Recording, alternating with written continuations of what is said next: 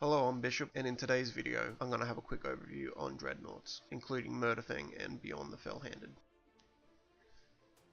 Dreadnoughts have a power rating of 7 and cost 70 points before war gear.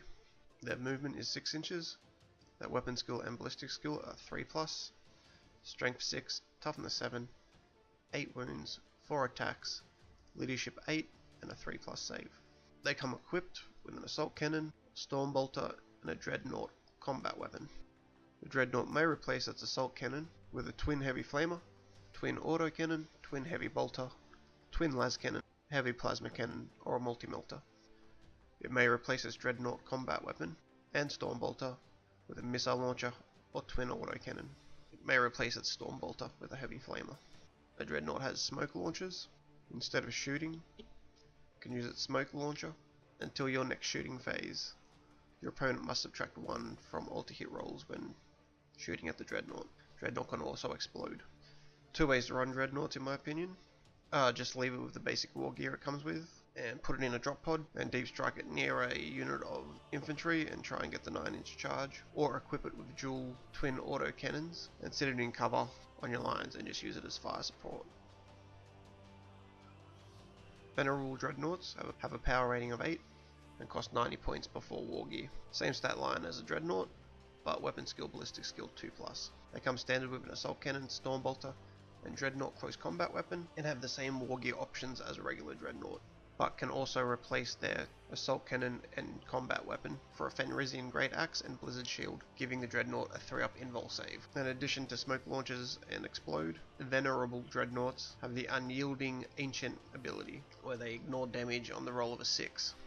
A Space Wolves Venerable Dreadnought will pretty much be in every list I ever make for this edition. At a power level of 8 and 145 points, equipped with a Blizzard Shield and Fenrisian Great Axe for a 3-up invul save and +1 attack, equipped with 120 points for a Lucius Pattern Dreadnought drop pod, bringing the unit to a total of 265 points.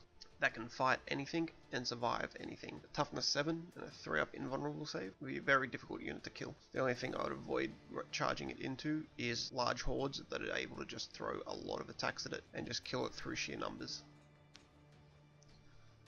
Murderfang is power level 10 and 200 points including war gear. Murderfang is movement 8, weapon skill 2+, ballistic skill 3+, strength 6, toughness 7, 8 wounds, 5 attacks, leadership 8, and a 3+ save. He is equipped with a pair of murder claws, a storm bolter, and a heavy flamer. Unlike the other Dreadnoughts, his only ability is Murderlust, which allows him to reroll failed charges. The murder claws are strength ×2, AP -3, and do 3 damage, and allow it to reroll failed wounds with this weapon. Bjorn the Fell-Handed is power level 14. 210 points, does not include war gear. It has a movement of 8, weapon skill and ballistic skill 2+, strength 7, toughness 8, 8 wounds, attacks 5, leadership 9, and a 3+ save. He is armed with True Claw, an assault cannon, and a heavy flamer. You can replace his assault cannon with a Hellfrost cannon, heavy plasma cannon, or twin las cannon. His abilities are Ancient Tactician, which gives a command point just for including him in the army. The Last Company of Russ, allowing all friendly Space Wolves within 6 inches to reroll hits of 1. Legendary Tenacity, roll a d6 each time Bjorn the Fell-Handed loses a wound. On a roll of a 5+, that wound is not lost. He also has smoke launchers. True Claw, use strength +5, AP -4, d6 damage, and may reroll failed wounds.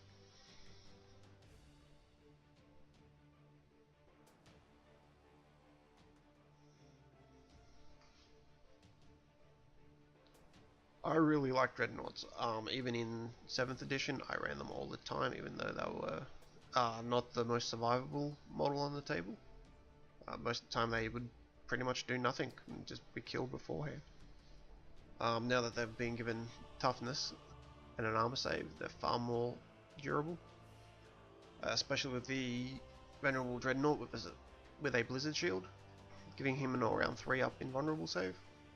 I'll probably nearly always have one in my army, with a Lucius pattern drop pod with 5 attacks and a 3-up invul save all round. You can quite literally charge him into anything, and I think risking the deep strike and charge with one will be worth it because you'll be able to weather a lot of firepower. Standard Dreadnought.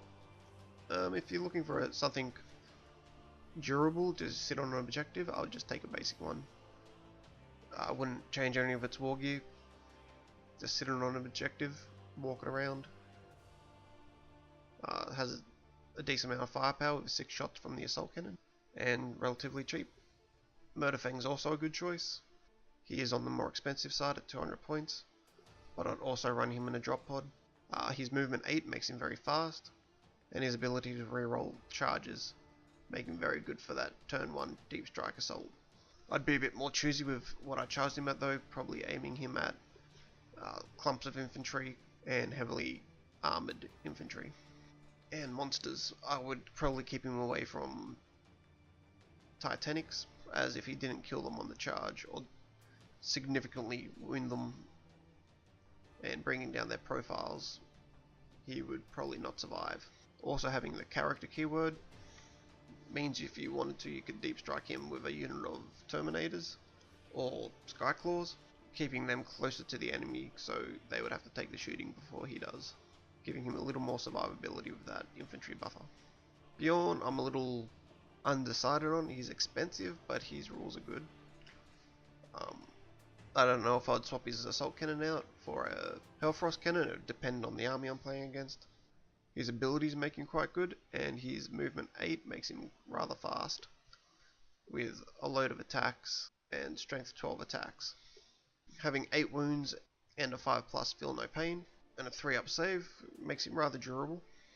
In casual play and for themed fluffy lists, I'd take him, but competitively he's too expensive.